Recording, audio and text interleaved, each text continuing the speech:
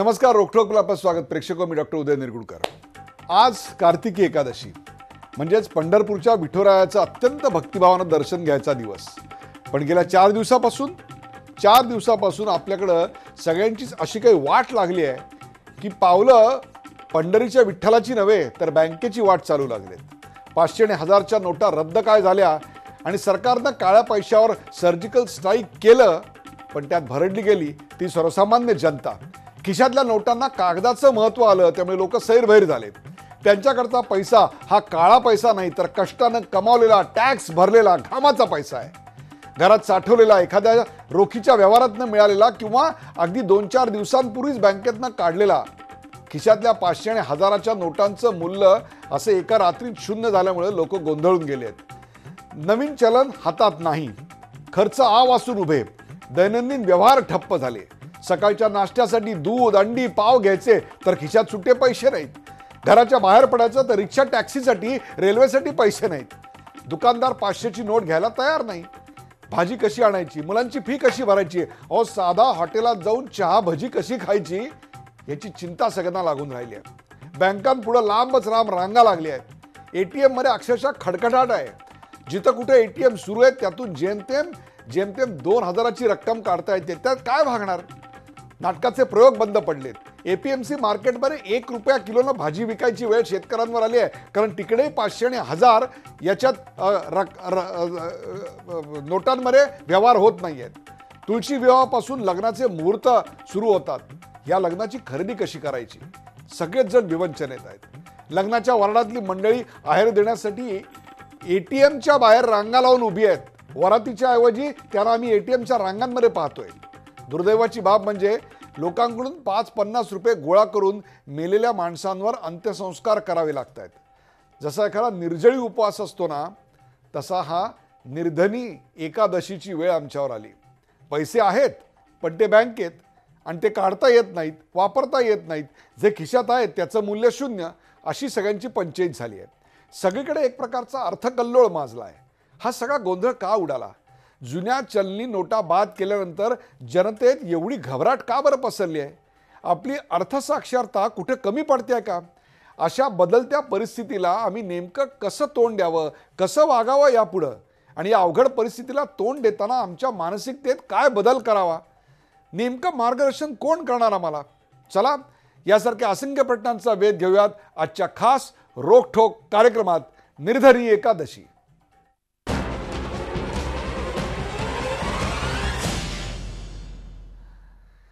निर्धनी एकादशी या विषयावर योग्य मार्गदर्शन करण्याकरता आज मी खास तज्ज्ञांना इथे बोलावलंय.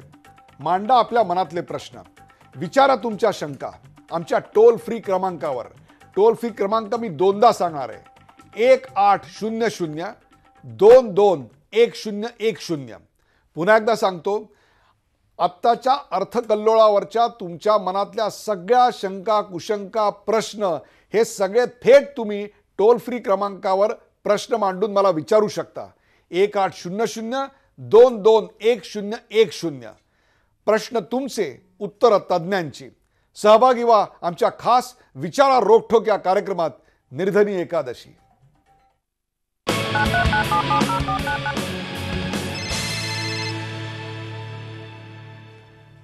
निर्धनी एकादशी या कार्यक्रमात आज तुमच्यासाठी जे तज्ज्ञ आमंत्रित केले आहेत त्यांची मी प्रथम तुम्हाला ओळख करून देतो. आपल्या सोबत आहेत डॉक्टर अभिजित फडणीस, ज्येष्ठ अर्थविश्लेषक.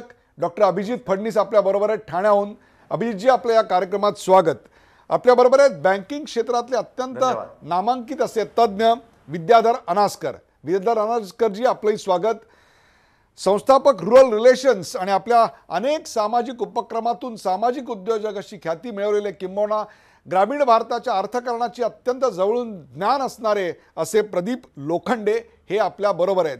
या तिन्ही मान्यवरांना आत्ताच्या तुमच्यावरच्या उद्भवलेल्या परिस्थितीत नेमकं तुम्ही काय करावं याचं मार्गदर्शन करण्याकरता आमंत्रित केलंय. त्याचमुळे 1800-22-1010 या नंबरवर थेट फोन करा आणि विचारा. आपल्या ज्या शंका कुशंका असतील, प्रश्न असतील ते बिनधास्तपणे मांडा, यांच्याकडून मार्गदर्शन घ्या. सुरुवातीला एक प्रश्न विद्याधर अनासकर यांना.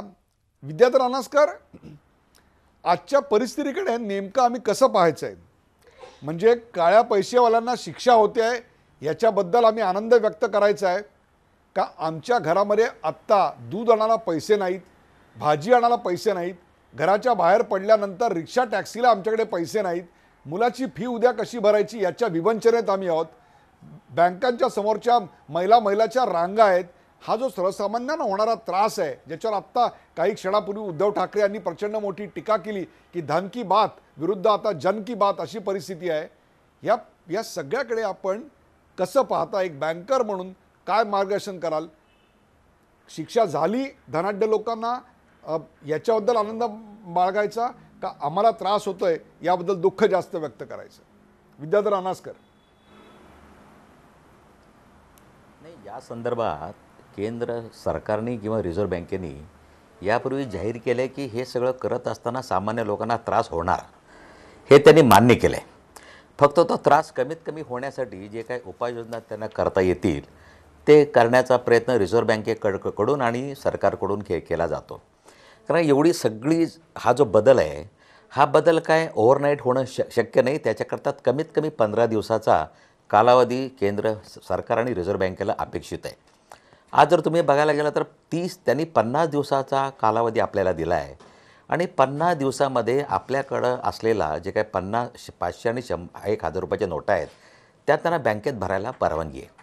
असं असताना त्याला जरी या नोटा चलनातनं बाद केलेल्या असल्या तरी त्या तुम्ही जर एक्सचेंजमध्ये जर वापरल्या आणि त्या ज्याच्याकडे ह्या नोटा जातात त्या माणसाने जर 50 दिवसाच्या आतमध्ये जर आपल्या खात्याला त्या जमा केल्या तर त्याला कोणतीही अडचण येणार नाही. या संदर्भामध्ये तसं बघायला गेलं तर बँकांमध्ये आज खूप रांग आहे, परंतु त्याच्याकरता रिस्ट्रिक्शन आहे की एकावेळी 10,000 आणि एका आठवड्याला 20,000. पण हे जे रिस्ट्रिक्शन आहे हे 15 दिवसानंतर वाढवलं जाईल. ATMमधलं पण रिस्ट्रिक्शन 2,000 आहे. 18 तारखेनंतर ते 19पासून 4,000 होईल आणि त्याच्यानंतर ते पण रिस्ट्रिक्शन वाढवलं जाईल. त्यामुळे कालांतराने या 15 दिवसाच्या कालावधीमध्ये आपल्याला जेवढी हवी तेवढी रक्कम निश्चितच देण्यात येईल. त्याकरता रिझर्व्ह बँकेचे युद्ध पातळीवर प्रयत्न चालू आहेत. परंतु प्रथमतः केंद्र सरकार आणि रिझर्व्ह बँकेने मान्यच केलं आहे की यामध्ये सामान्य माणूस भरडला जाणार, त्याला त्रास होणार. त्यामुळे हा त्रास किती प्रमाणावर त्यांना कमी करता येईल याचा प्रयत्न रिझर्व्ह बँकेकडून सतत चालू आहे. कालच आमची रिझर्व्ह बँकेची हाय लेवल एक मीटिंग झाली. आपल्याकडे विद्याधर अनासकरजी अक्षरशः तुम्ही जे बोलत होतात त्या 1.5 मिनिटाच्या 2 मिनिटाच्या काळामध्ये फोनचा अक्षरशः पाऊस पडलाय. शेकडो फोन क्षणाक्षणाला वाजतायत. दीपक पाटील आहेत पेणहून. दीपक पाटील हे आमचे एक प्रेक्षक पेणहून आहेत. दीपक पाटील, विचारा रोखोक या कार्यक्रमात आपलं स्वागत. मांडा आपलं मत, विचारा थेट. दीपक पाटील बोला. हा सर बोला.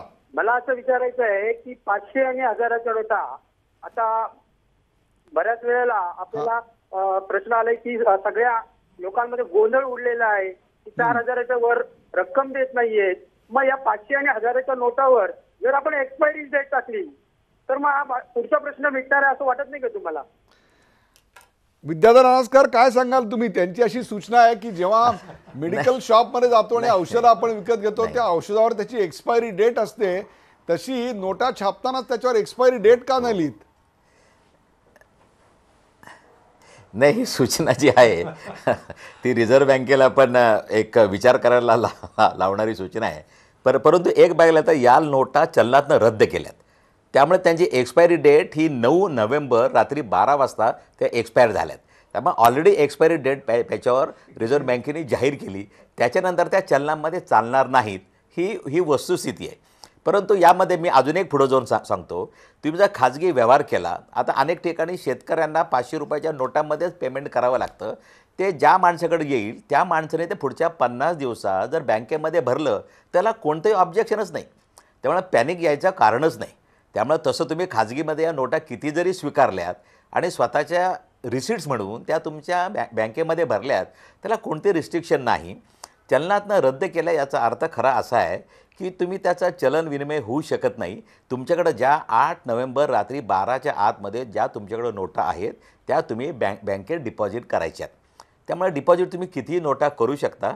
त्याच्या बदल्यात मात्र त्यांनी जसं सांगितलं आत्ता 4000 ATMमध्ये आत्ता 10,000 तुमच्या अकाउंटमधून 20,000 आणि हळूहळू तुम्हाला 15 दिवसाच्या आतमध्ये संपूर्ण पैसा लागेल तेवढा उपलब्ध होईल. ओके. याबद्दल 100% बरोबर आहे. खात्री आहे. प्रकाश कारण आज रिझर्व्ह नारंग, बँकेकडे ज्या नोटा विद्याधर अनासकरजी, ज्या येत आहेत, प्रकाश नारंग हे आपले प्रेक्षक दौंडून आपल्या बरोबर आहेत. प्रकाश नारंग, विचारा रोकठोकमध्ये आपलं स्वागत. मांडा आपलं मत थेट रोकठोकमध्ये. स्वागत आपलं.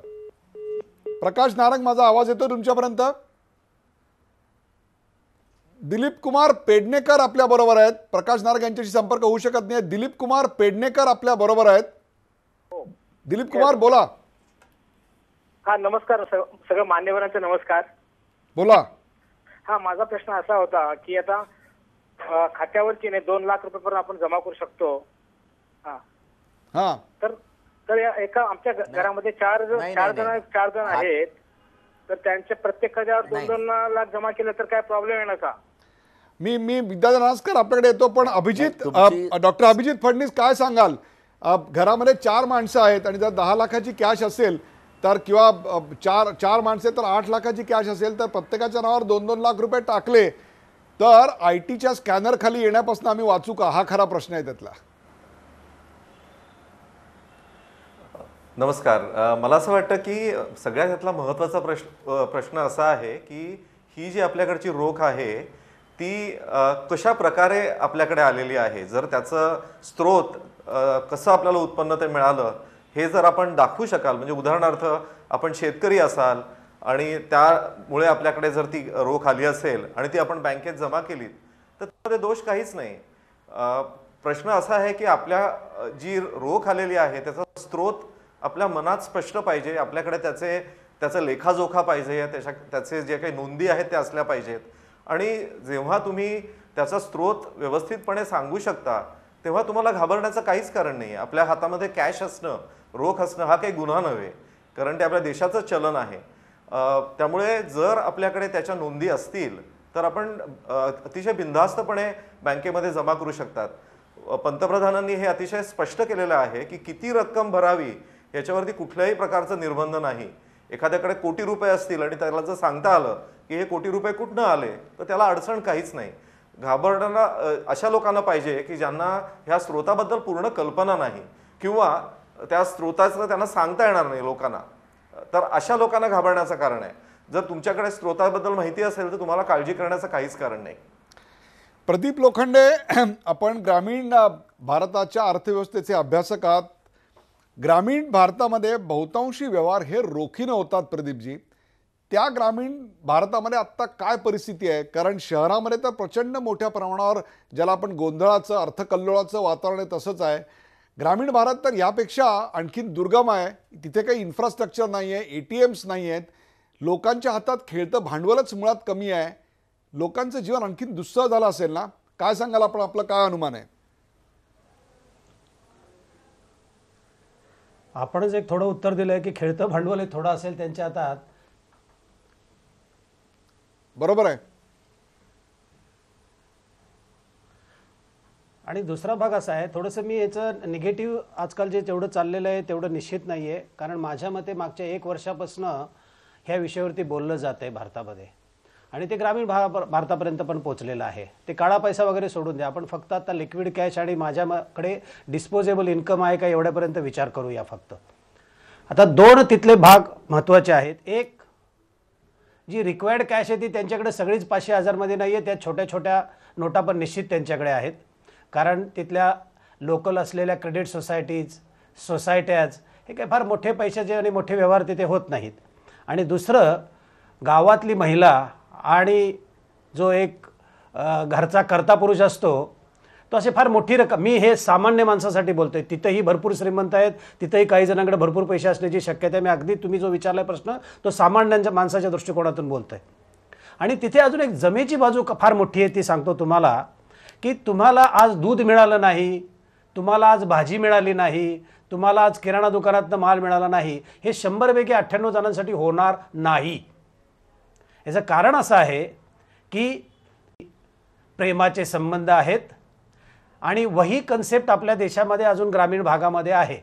तो आठवड्याचं जे काय वस्तू लागतात तो दुकानदाराकडनं वहीवरती लिहून पण आणू शकतो आणि पुढच्या 8 दिवसात सुरळीत झाल्यानंतर त्याला पैसे देऊ शकतो. त्यामुळे अडचणीचा शहरापेक्षा एखाद्या वेळी जास्त अडचणीचं होऊ शकतं, पण ह्या जमेच्या गोष्टी असल्यामुळे माझ्या मते त्यांची सहनशक्ती जास्त असल्यामुळे ते ह्याला समजावून घेतील आणि तिथले सर्व व्यवहार पुढच्या 15 दिवसात सुरळीत होतील याची मला निश्चित खात्री आहे. विद्याधर अनासकर, नाही, यामध्ये असं एक अझम्पशन असं आहे, सामान्यातल्या सामान्य माणसाला एका दिवसाचा खर्च हा 4,000 रुपयापेक्षा जास्त असू नये आणि 4,000मध्ये त्याला 100% बँकेत अकाउंट असणं अपेक्षित नाही.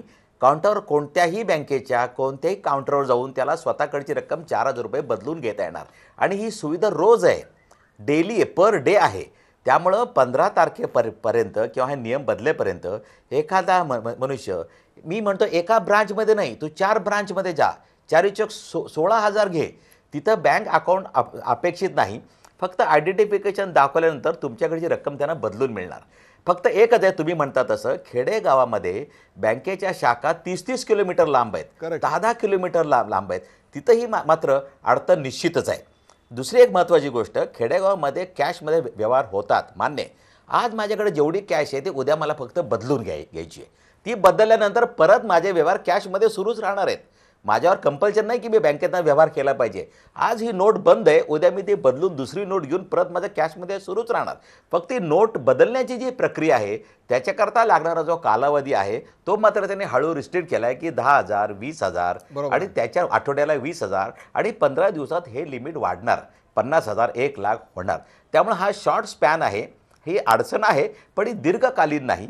आज 4,000 रुपयाच्या वरती खर्च असू शकत नाही एखाद्याचा. बरोबर. सामान्य खर्च. आपल्यासोबत नाशिकहून आपले एक प्रेक्षक आहेत, शिवम.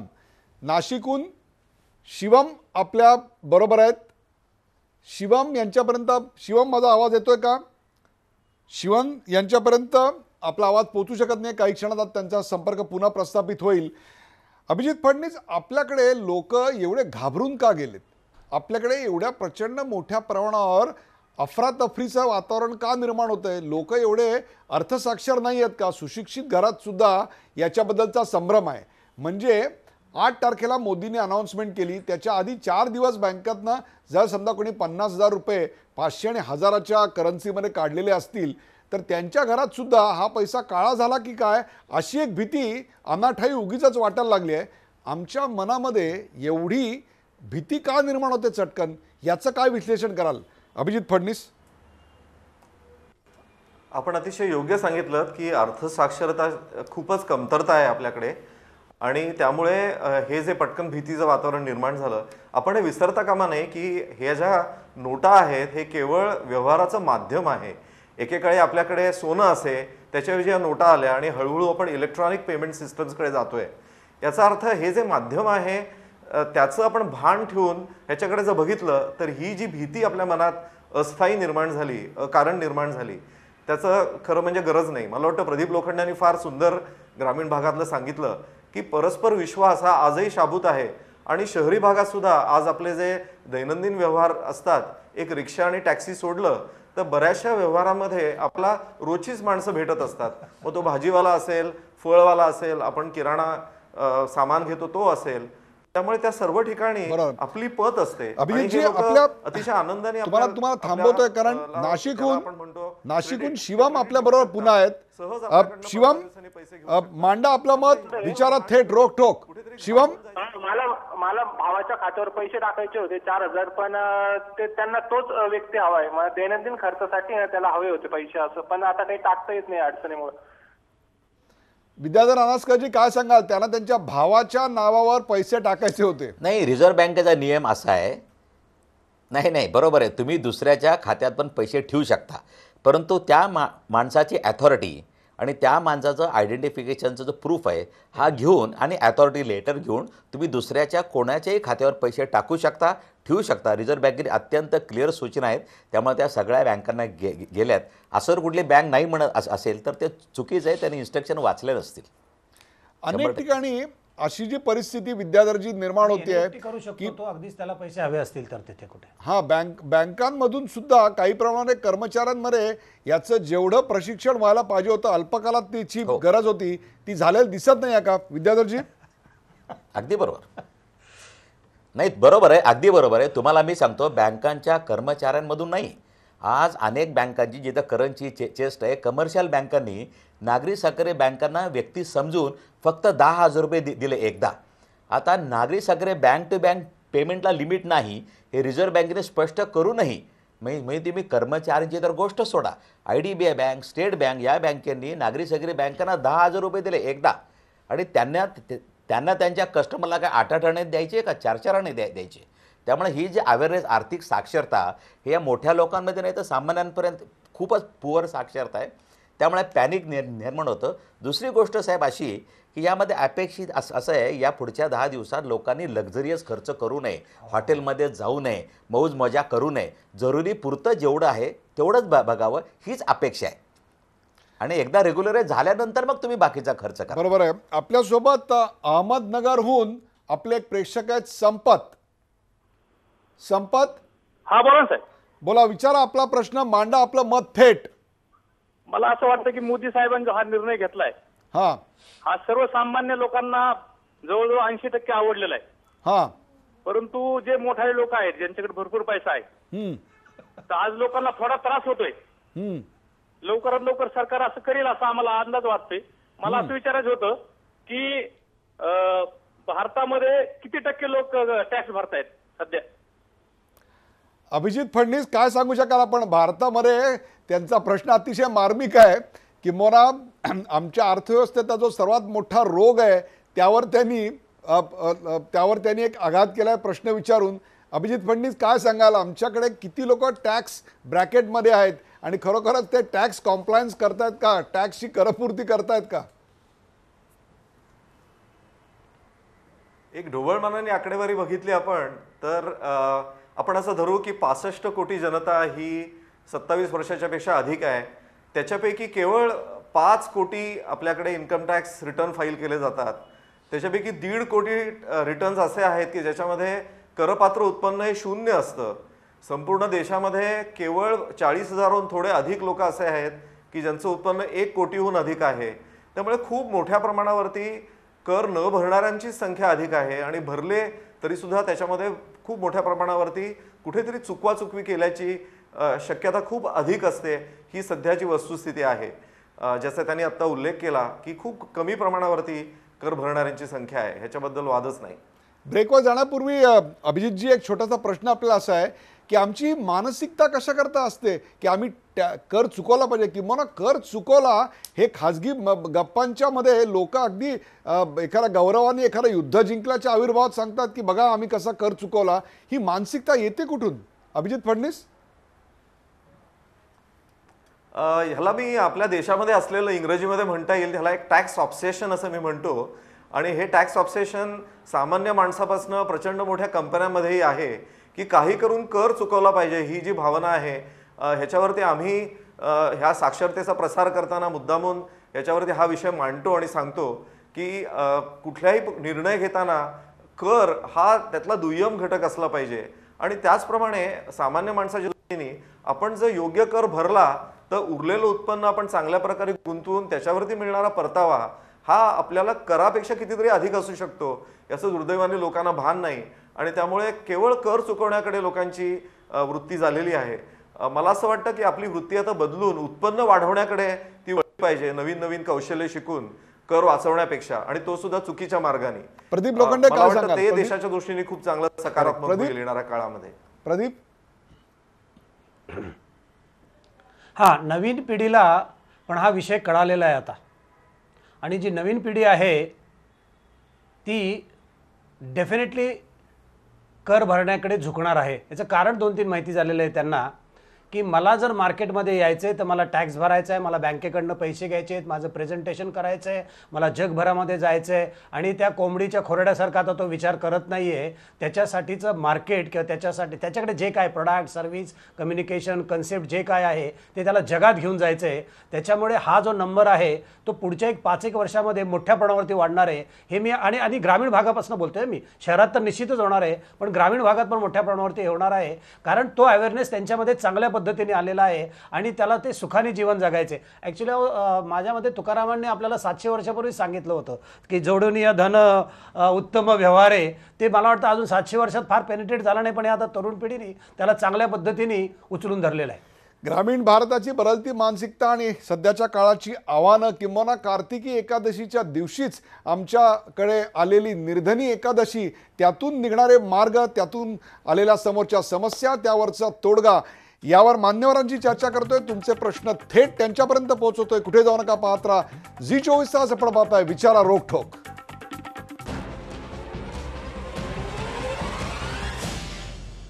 निर्धनी एकादशी या विचारा रोखोकच्या कार्यक्रमात आपलं स्वागत. आपल्यासोबत अभिजित फडणीस, विद्याधर अनास्कर आणि प्रदीप लोखंडे आहेत.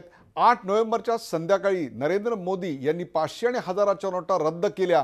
त्यानंतर जो अर्थकल्लोळ माजलाय, त्यातून काही चांगलं पुढे आलंय, तर त्यातून काही आपल्याला त्रास देणाऱ्या अशाही गोष्टी पुढे आहेत. आणि त्याची चर्चा, त्याचंच मार्गदर्शन घेतोय. आपल्यासोबत किरण धुमाळ आहेत पुण्याहून. आपले प्रेक्षक किरण धुमाळ. किरण धुमाळ, विचारा आपला प्रश्न, मांडा आपलं मत रोखोक. किरण धुमाळ. हा सर, नमस्कार. मी धुमाळ बोलतोय, पुणे जिल्हा. बोला. आपला प्रश्न असा आहे की शिरूर तालुक्यामध्ये पीडीसी बँक, महाराष्ट्र बँक आहेत. बर. आणि ते आपल्याला सामान्य माणसाला जर गेलं तर 500 रुपयाची नोट बदलून मिळत नाही. 500 रुपयाची नोट बदलून मिळत नाहीये. बर. आणि सामान्य माणूस मार्केटमध्ये भाजीपाला विकून आल्यानंतर 500, 1000च्या नोटा उपलब्ध होतात. आणि त्या नोटा बँकेमध्ये मोडायला गेल्यानंतर ते म्हणलं आमच्याकडे ती हे नाही. विद्याधर अनास्कर, काय सांगाल? ही एक सर्वसामान्य प्रतिक्रिया ग्रामीण महाराष्ट्रातनं पण खूप मोठ्या प्रमाणावर येते विद्याधरजी, की भाजीपाला विकणारी जी मंडळी आहेत ती भाजीपाला विकल्यानंतर त्यांना जे पैसे येतात ते बँकेत जमा करायला गेल्यानंतर मात्र ती बँक जमा करून घेत नाहीये, विशेषतः 500 आणि 1000च्या नोटा. अत्यंत बँकेची वागणूक अत्यंत चुकीची आहे. रिझर्व्ह बँकेने एक स्पेसिफिक फॉर्मेट दिला आहे. त्या फॉर्मेटमध्ये त्या माणसाचं नाव आणि आयडेंटिफिकेशन देऊन त्यांना 4000 रुपयाची रक्कम काउंटरवर, त्याचा अकाउंट तुमच्याकडे असो नसो, ही तुम्हाला ताबडतोब बदलून दिलीच पाहिजे. हे रिझर्व्ह बँकेचे इन्स्ट्रक्शन्स आहेत. आणि हे जर रिझर्व्ह बँकेचे इन्स्ट्रक्शन जर काही बँका पाळत नसतील तर त्यांच्याकरता रिझर्व्ह बँकेने स्वतः जे करन्सी मॅनेजमेंट चेस्ट आहे, त्या चेस्टच्या लोकांचा नंबर दिला आहे. त्या नंबरला तुम्ही फोन करून त्यांच्याकडं तक्रार करणं अपेक्षित आहे. परंतु तुम्ही म्हणता तसं अनेक बँकांच्या कर्मचाऱ्यांना माहीत नाही. अनेक बँका स्वतःच्या पद्धतीने नियम लावत आहेत. काही 2-2 पॅन कार्ड पण आवश्यक आहे, आयडेंटिफिकेशन पण आवश्यक आहे, आधार कार्डबरोबर पॅन कार्ड पण द्या. अशा प्रकारे नवीनच नियम स्वतःच्या मनाला जो येईल तो नियम लावला जातो. त्यामुळे हॅरेसमेंट जी होती आहे ते बँकांच्या सेवकांना कायद्याचं ज्ञान नसल्यामुळे हॅरेसमेंट होती. एक अनेक ठिकाणी या बँकांकडं वाटण्याकरता उपलब्ध रक्कमच नाही आहे. त्यामुळे एखाद्या माणसाने जर 10,000 रुपये मागितले तर नियमानुसार त्याला 10,000 देणं अपेक्षित असताना या बँका त्यांना रिक्वेस्ट करून 1000 घे, 500 घे, का तर त्यांच्याकडं जर रक्कम वाटायला अजून वरतून आलेली नाही. त्यामुळे स्वतःच्याकडं रक्कम नाही असं सांगण्यापेक्षा की लोक आज नाकारतायत, तुम्ही उद्या या उद्या या, परंतु अत्यंत चुकीचं आहे. रिझर्व्ह बँकेच्या नियमानुसार प्रत्येक माणसाला काउंटरवर हा फॉर्म भरल्यानंतर तुम्हाला 4000 दिलीच पाहिजे. किंवा त्यांना तक्रार देखील या संदर्भात तक्रार देखील करता येतील. आपल्यासोबत मुंबईहून आपले एक प्रेक्षक आहेत, संतोष या नावाचे मुंबईहून प्रेक्षक आहेत. संतोषजी, विचारा रोखोक वर आपलं स्वागत. मांडा आपलं मत, विचारा रोखोक. सर, प्रथमतः तर या समस्या मांडण्यासाठी आपण हा प्लॅटफॉर्म उपलब्ध करून दिला त्याबद्दल आपले धन्यवाद. थँक्यू. मी आता बँकेत गेलो आणि मी जेव्हा कॅश काढून आणली तर मला 2000च्या नोटा मिळाल्या. तर ह्या 1000 आणि 500च्या नोटा बंद होण्याच्या आधी 1000चं चेंज कोण देत नव्हतं. आता आम्हाला 2000चं चेंज कोण देणार? तर पहिल्यांदा या 2000च्या नोटा काढण्याच्या आधी 500च्या नोटा का काढल्या नाही? अभिजित फडणीस, त्यांचा मुद्दा अत्यंत तर्कदृष्ट्या योग्य असा मुद्दा आहे की 2000ची नोट त्यांच्या हातात आहे. आता ते जर उद्या 100 रुपयाचा एखादा माल किंवा काही गोष्ट खरेदी करायला गेले तर त्यांना उरलेले 1900 रुपये कुठल्या डिनॉमिनेशनमध्ये मिळणार याची त्यांना चिंता लागू राहिली आहे. मग ते म्हटले 2000ची काढायच्या ऐवजी जी 500ची नोट तुम्ही पुन्हा नवी काढणार आहात ती 500ची नोट अधिकाने काढलीत. नाही, मला वाटतं त्यांचा मुद्दा अतिशय रास्त आहे. आणि मी असं म्हणेन की 2000 रुपयाची ही नोट कुणालाही द्यायच्या आधी मला वाटतं थोडा त्यांनी संयम बाळगावा. काही दिवस जाऊ द्यावे असं मला वाटतं. ह्याला कारण एकतर ह्या चलनात आल्यानंतर लोकांच्या अंगवळणी पडेपर्यंत त्याला थोडा अवधी जातो. त्यामुळे जिथे अतिशय महत्त्वाचं असेल, म्हणजे उदाहरणार्थ एखादी औषध किंवा असं एखादं ठिकाण असेल जिथे औषध खरेदी करायचे, तिथे ते ठीक आहे, परंतु ते सहज आत्ता त्याचा वापर करू नये असं मला वाटतं. थोडं थांबावं. जसं मगाशी अनासकरांनी सांगितलं, आज त्यांना एक विशिष्ट रक्कम काढता आली. या आठवड्यामध्ये एकूण 20,000 रक्कम काढण्याची त्यांना मुभा आहे. पुढच्या वेळेला काढताना शक्यतो छोट्या नोटा त्यांनी देण्याची विनंती त्यांना करावी. आणि तशा रिझर्व्ह बँकेने मोठ्या प्रमाणावर उपलब्ध करून आपल्यासोबत आपले प्रेक्षक आहेत. मला असं वाटतं आपल्यासोबत प्रेक्षक आहेत प्रचंड मोठ्या प्रमाणावर. आपल्याला आता फोन्स येत आहेत. जास्तीत जास्त फोन घ्यायचा मी प्रयत्न करतोय. राजेंद्र निंबाळकर अहमदनगरहून राजेंद्र निंबाळकर आहेत. राजेंद्र निंबाळकर, मांडा आपलं मत, विचारा रोखठोक. राजेंद्र निंबाळकर.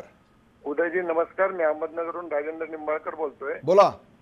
अहमदनगर जिल्हा मध्यवर्ती सहकारी बँक ही आशिया खंडातली एकेकाळची फार सर्वात मोठी सहकारी बँक आहे आणि त्यांच्या कुठल्याही शाखेमध्ये कालपासून रोख रकमेचा भरणा खात्यात भरायचा असला तरी स्वीकारला जात नाही.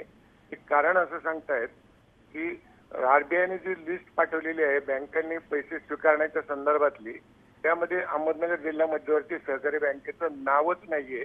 त्यामुळे त्यांना पैसे स्वीकारता येणार नाहीत. फक्त 100, 50 आणि इतर नोटांमध्येच फक्त स्वीकारले जातील. तर हा शेतकऱ्यांच्या दृष्टीने हा अत्यंत घातक आहे. बरोबर आहे. विद्याधर अनासकर, काय सांगाल? अशाच प्रकारच्या तक्रारी आम्हाला विदर्भातनं आणि मराठवाड्यातनं देखील आलेल्या आहेत.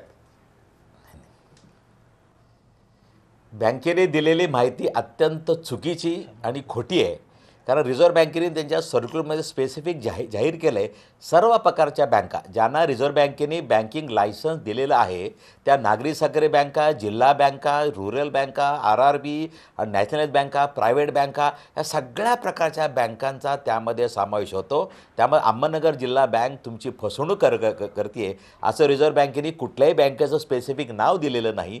सर्व बँकांना ते लागू आहे. त्यामुळे अत्यंत चुकीची माहिती तुम्हाला दिली जाते. त्याबद्दल तुम्ही ताबडतोब रिझर्व्ह बँकेच्या जर DCCI बँकेकडं किंवा नाबार्डकडं जर तक्रार केली तर त्या बँकेवर कारवाई ताबडतोब होऊ शकते 100%. प्रदीप लोखंडे बोला. आणि मला त्या दोघांनाही उत्तर द्यायचं आहे. एक 2,000 रुपये ज्याला मिळाले त्याचं एक उत्तर माझं असं आहे की सरांनी सांगितलंच, परंतु एक लक्षात ठेवलं पाहिजे 2,000 रुपये तो त्याचं स्वतःचा आता पुढे उद्या जेव्हा किराणा घ्यायचा त्यावेळेला तो वापरू शकतो. आपल्याला आपले मार्ग शोधावे लागतील आणि तेवढे आपण सक्षम झालेलो आहोत आज.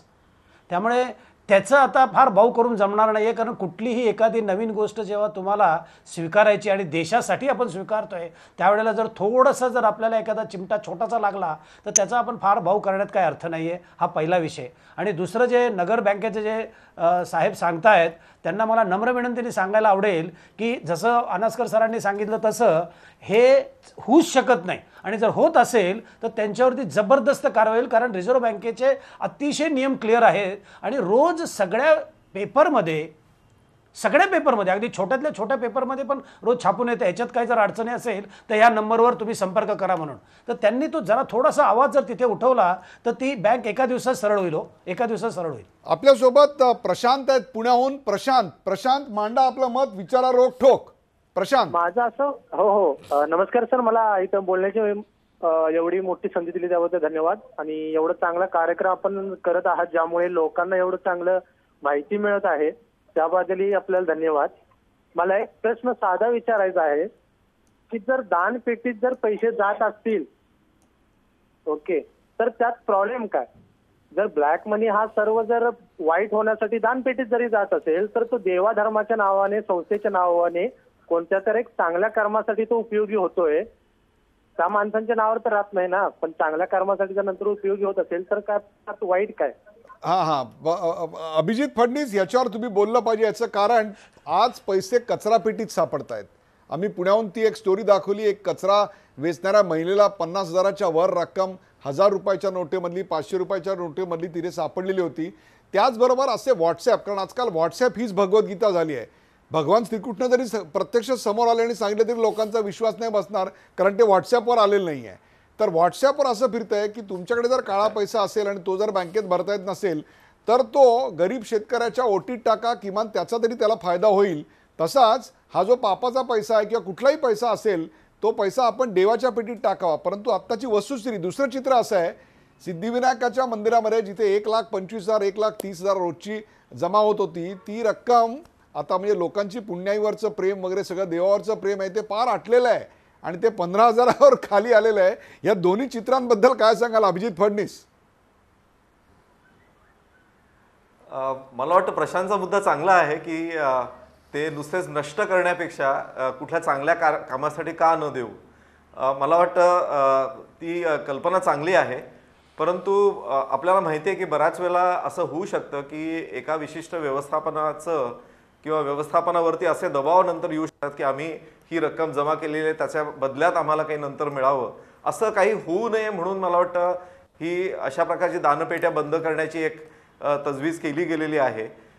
परंतु मगाशी जसं मी उल्लेख केला की कोणालाही ही रक्कम ही कुठनं मिळाली आणि कशा प्रकारे मिळाली आणि आत्तापर्यंत मला जशा रकमा मिळत होत्या त्याच प्रकारे जर रकमा मिळत राहिल्या तर त्याच्यामध्ये गैर काही नाही.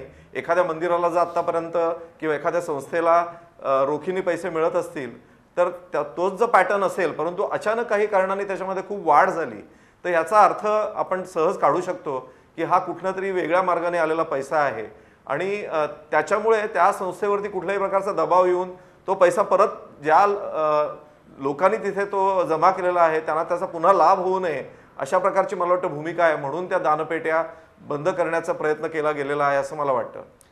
आपल्यासोबत चंद्रपूरहून नसीम खान आहेत. नसीम खान, या कार्यक्रमात आपलं स्वागत. मांडा आपलं मत, विचारा रोखोक. नसीम खान.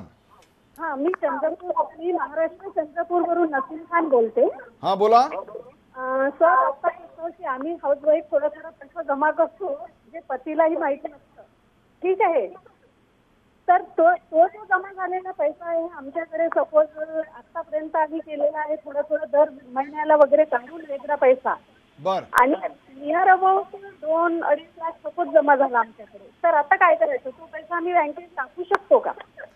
विद्याधर रासकर, काय सांगाल? हा प्रत्येक महिलेचा प्रश्न असणार आहे की तिने आपल्या नवरा जो घर खर्चाला पैसे देतो किंवा तिच्या कमाईतनं जो उत्पन्नातनं जो पैसा आलेला आहे तो पैसा तिने कुठेतरी घरात सुरक्षित ठेवलेला असतो, डाळीच्या बरणीमध्ये ठेवलेला असतो, कुठे आणखीन ठेवलेला असतो, साडीच्या घडीमध्ये ठेवलेला असतो. तो पैसा आता 2-2.5 लाख रक्कम असेल तर त्यांनी करायचं काय? विद्याधरजी, काय सांगाल?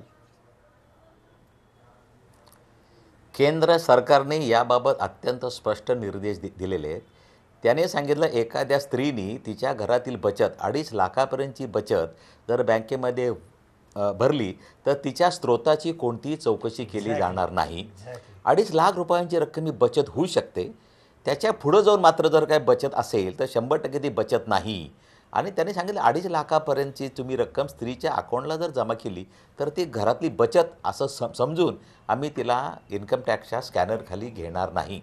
दुसरी सगळ्यात महत्त्वाची गोष्ट अशी की ज्या लेडीजचं, ज्या बायकांचं म्हणजे ज्या इन्कम टॅक्स रिटर्न भरत नाहीत त्यांच्याकरताच ही फक्त मर्यादा आहे की ज्यांचं रिटर्न भरलं जातो, ऑलरेडी इन्कम आहे, त्यांनी मात्र त्यांचे 31 मार्च 2017ला रिटर्न फाईल करायचे आहेत आणि त्यांनी भरलेल्या रकमेचा स्रोत हा त्यांनी त्या रिटर्नमध्ये जाहीर करायचा आहे. आणि सगळ्यात महत्त्वाची गोष्ट, ही जी इन्कम टॅक्सची जी भीती आहे ती प्रत्येक सामान्य माणसाला ती भीती बाळगण्याचं काही कारण नाही. कारण ही जी भीती आहे ती धनाढ्य लोक जी आहेत, जी करोडो रुपये बँकांमधून भरणार आहेत, त्यांचा स्रोत हा त्यांच्यासाठी भीती आहे, सामान्य माणसासाठी ही भीती नाही. त्यामुळे सामान्य माणसांनी उगाच आयकर खात्याचा भाऊ करून पॅनिक होऊ नये असं माझा त्यांना एक मुक्त सल्ला आहे. प्रदीप लोखंडे, काय सांगाल? प्रदीपजी. हां, नाही, मला ताईंना हे सांगायचं आहे की ताईंनी फार चांगला प्रश्न विचारल्याचं कारण असं आहे की अशा लाखो करोडो महिला या भारतामध्ये आहेत आणि ज्यांनी खरोखरच एक छोट्या वस्तू पैसे हे वेगवेगळ्या भांड्यात आणि वेगवेगळ्या ठिकाणी ठेवलेले आहेत. आता मला टी व्हीवर दिसत आहेत पण ते तर त्यांनी अजिबात घाबरून, जसं अनस्कर साहेबांनी सांगितलं, अजिबात घाबरून जाण्याचं काही कारण नाही. उलटं तुमच्या ह्या मीडियमनी त्यांना रोल मॉडेल करून सर्व महिलांपर्यंत पोचलं पाहिजेत की तू काही घाबरू नकोस आणि त्या बँकेमध्ये नेऊन पैसे भर. आणि त्याचा फायदा मी असा बघतोय पुढचा की जेव्हा ती हक्काने तिथे पैसे भरेल आणि तिला एक कॉन्फिडन्स येईल की मी बँकिंग करू शकते, तो माझ्या मते ह्या देशासाठीचा फार महत्त्वाचा भाग घडेल आणि तो जर ह्या माध्यमातून घडत असेल तर मला वाटतंय हा जो बीडहून हनुमंत बोरे. हनुमंतजी, या कार्यक्रमात आपलं स्वागत. मांडा आपलं मत, विचारा रोखोक. हनुमंत बोरे. धन्यवाद उदय सर, मला संधी दिल्याबद्दल. सर, माझा प्रश्न असा आहे की मोठ्या करन्सीच्या ऐवजी छोटी करन्सी आधी का नाही बनवली? आता प्रश्न असा निर्माण होतोय की बँकेत गेल्यानंतर मला 10चे जुने नोट मिळालेत, जे की बाजारात चालत सुद्धा नाहीत अशा पद्धतीचे. मी काय करू? विद्याधर अनासकरजी, 10च्या नोटा मिळाल्या आहेत आणि त्या 10च्या नोटा खूप जुन्या आहेत, त्या चालतील की नाही अशी शंका आहे. नाही, यामध्ये मागणी करत असताना ज्याला पैसे हवेत त्यांनी 10, 20, 50, 100 मला डिनॉमिनेशन कोणतं हवं आहे त्यामध्ये त्याला मागणी करायची असते. बँकेकडे उपलब्ध असेल स्टॉक तर त्यानुसार त्याची मागणी पुरवली जाते. समजा एखाद्याने मला सांगितलं मला 1,500 रुपये द्या, तर 100% त्याला 2,000ची नोट मिळणारच नाही. त्याला जे काय मिळणार ते 50, 20, 100 आपलं 10, 5 या नोटेमध्येच पैसे मिळणार. त्यामुळं डिनॉमिनेशन कसं मागायचं, डिमांड ही आपली हातात आहे. पण शक्यतो अनेक लोकांना नव्या नोटेची क्रेज आहे, त्यामुळे लोक 2,000ची नोटं मागतायत. क्रेज ती आहे खरी, आणि त्या क्रेजमुळं मला 2,000ची नोटांचं बंडल द्या, बंडल, ही क्रेज आहे. पण तुम्ही डिनॉमिनेशन आज भरपूर आहे. डॉक्टर अभिजित फडणीस, एक छोटासा प्रश्न आपल्याला असा आहे की तिसऱ्या तिमाहीचे निकाल यामुळे काही त्याच्यावर विविध कंपन्या, विशेषतः कंझ्युमर मार्केटमध्ये ज्या कंपन्या आहेत त्यांच्या निकालावर, त्यांच्या प्रॉफिटवर काही परिणाम होणार का? कारण आत्ता मागणी खूप मोठ्या प्रमाणावर खाली गेलेली आहे, त्याच्यावर काही परिणाम होईल असं आपल्याला वाटतंय का? हो, नक्की होऊ शकेल. कारण खूप मोठ्या प्रमाणावरती रोखीचे व्यवहार अशा बाजारामध्ये चालू असतात आणि साहजिकच माणसाचं लक्ष जेव्हा ही चलन पुन्हा आपल्या ताब्यात कसं आणायचं आणि ही विवंचना जेव्हा असते त्यावेळेला अर्थातच माणूस अशाच गोष्टींची खरेदी करतो जी पूर्णपणे आवश्यक आहे. आणि त्यामुळे असं होऊ शकतं की ह्या सगळ्या घडामोडींमुळे पुढच्या काही काळामध्ये थोडंसं विक्रीचा जो जोर असतो तो कमी होण्याची शक्यता आहे. परंतु हे केवळ काही महिन्यांपुरतं असेल, हळूहळू ही स्थिती पूर्ववत येईल. कारण केवळ आत्ता आपण जे बघतोय की लोकांना पैसे काढता येत नाहीत बँकेतनं किंवा ती जी अडचण आहे त्याच्या पलीकडे सुद्धा जे मोठ्या प्रमाणावर काळं धन हे पैसे हे वेगवेगळ्या वस्तूंच्या मागे धावत असतं, त्याच्यावरती पण निश्चित परिणाम होईल. आणि त्यामुळे कदाचित पुढच्या काही काळामध्ये एखाद्या तिमाहीमध्ये आपल्याला त्याचा फटका बसलेला दिसू शकतो. विद्याधर अनासकरजी, पुणे महानगरपालिकेने 500 आणि 1000च्या नोटांमध्ये तुमचा जो कर आहे तो जमा केला तरी चालेल असं जाहीर केल्यानंतर आत्ता हा कार्यक्रम सुरू करताना 5 वाजेपर्यंत माझ्या पुण्यातल्या प्रतिनिधी अश्विनी पवार यांनी जी आत्ता SMS वर माहिती दिली आहे, 21 कोटी रुपये जमा झाले आणि त्यातले 92% हे 500 आणि 1000च्या नोटांमध्ये होते. Is this A positive side effect? काय सांगाल तुम्ही? नाही, वास्तविक पाहता असं आहे, हा एक थोडासा गैरसमज आहे. लोकांना असं वाटतं माझ्याकडं 1000-500ची नोट आहे म्हणजे तो ब्लॅक मनी आहे का काय. आणि ब्लॅक मनी जर परस्पर खपत असेल तर तो खपण्याच्या मादामध्ये तुम्ही ते टॅक्स भरता. परंतु याला ब्लॅक मनी खपवणं असं म्हणत नाहीत. तुमचा तो टॅक्स भरला आहे तो कायदेशीर आहे, तुमच्या जो रेकॉर्डवर आलेला आहे. फक्त बँकेमध्ये जाऊन ती नोट बदलून घेण्यापेक्षा जर त्या टॅक्स भरण्याकरता जर त्याचा वापर केला तरी लोकांना सोयीस्कर वाटतं. त्यामुळे बँकेमध्ये जाऊन बदलण्याचा त्रास घेण्यापेक्षा अशा ठिकाणी त्या नोटा खर्च करणं हे लोकांना संयुक्तिक वाटतं. त्यामुळे जास्तीत जास्त हा टॅक्स भरला जातो आहे. अनेक ठिकाणी असं होतं आहे, नुसता टॅक्सच नाही, जिथं जिथे हे रुपये घेता येतात त्या सगळ्या ठिकाणी हॉस्पिटल, लोकांनी मेडिसिन घ्यायला लागले. तुम्हाला माहिती आहे रेल्वेचं बुकिंग व्हायला लागलं आहे. नको तिथं कधी फिरायला न गेलेली लोकं पण रेल्वेचं बुकिंग करताना दिसत आहेत. त्याच्या पाठीमागे उद्देश वेगळा असेल, परंतु एकंदरीत बँकेत जाऊन खर्च करण्यापेक्षा अशा ठिकाणच्या नोटा युटिलाइज होत असतील तर हाच त्याच्या मागचा उद्देश आहे. एक शेवटचा प्रश्न मी घेतोय. राजेश सोळंके आपल्याबरोबर या कार्यक्रमात आहेत. बराच वेळ ते फोन करतात. राजेश सोळंके, या कार्यक्रमात आपलं स्वागत. मांडा मत, विचारा रोखोक. राजेश सोळंके, हो सर, बोला. सर, माझा प्रश्न हे 3 दिवसापासून बँकेमध्ये किंवा ATM मध्ये पैसे भेटत नाही. आता तिथं आता माझ्या अंगावरती काही कर्ज आहे. आता ते त्यांची 10 तारीख शेवट होती. Hello sir. हा, बोला बोला, मी ऐकतोय.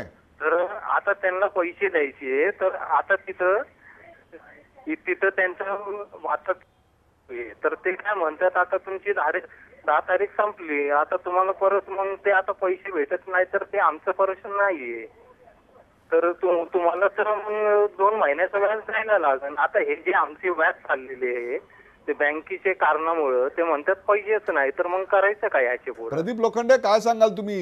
ही समस्या एकट्या राजेश सोळंकेची नाही तर कर्ज नाही, ऍक्च्युली हे शहरी भागाचा प्रश्न आहे, पण तरी सुद्धा एवढंच सांगेन की तेही पेपर वाचत असतील आणि त्यांनाही माहिती सध्या काय चाललेलं आहे ते, आणि जर त्यांनी सावकाराकडनं आणि अनऑथराइज्ड घेतले असतील तर तो प्रश्न त्यांना सोडावा लागणार आहे, पण बँकेकडनं जर घेतले असतील तर हा प्रश्न येतच नाही आहे. मला पाठीमागच्या याच्यात थोडंसं सांगायचं होतं, सरांनी सांगितलं तसं की जरी कितीही, कारण आपल्याकडे FMCG मार्केट हे जवळजवळ 3.5 लाख कोटी रुपयाचं आहे, आणि हा जर प्रश्न 15 दिवसापुरताच जर राहिला तर फार काही इम्पॅक्ट येणार नाही.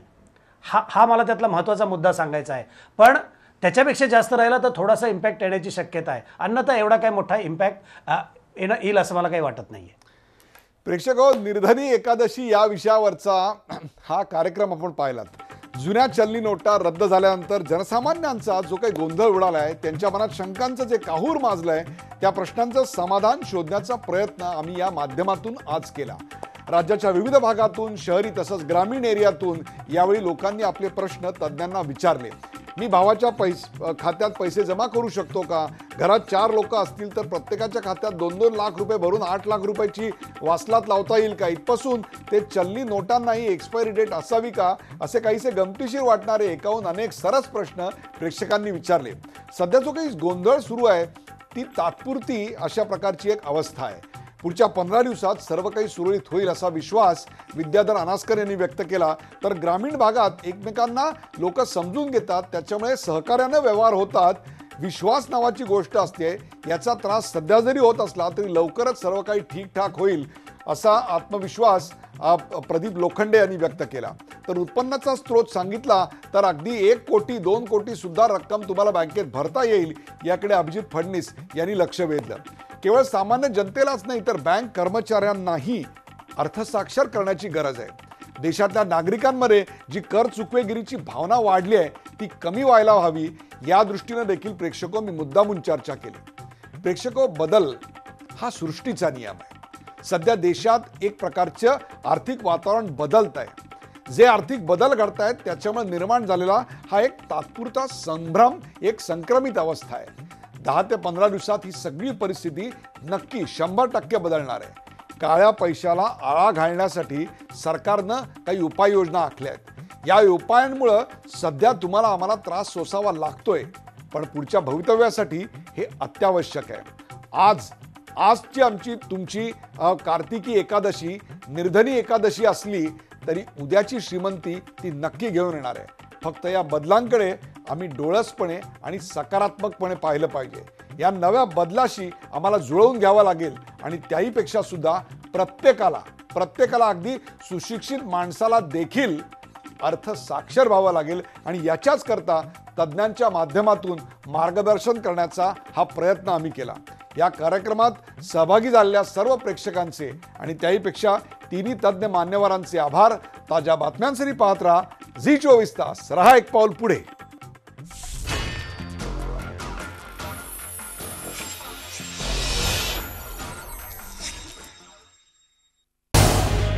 झी24 तास रहा एक पाऊल पुढे.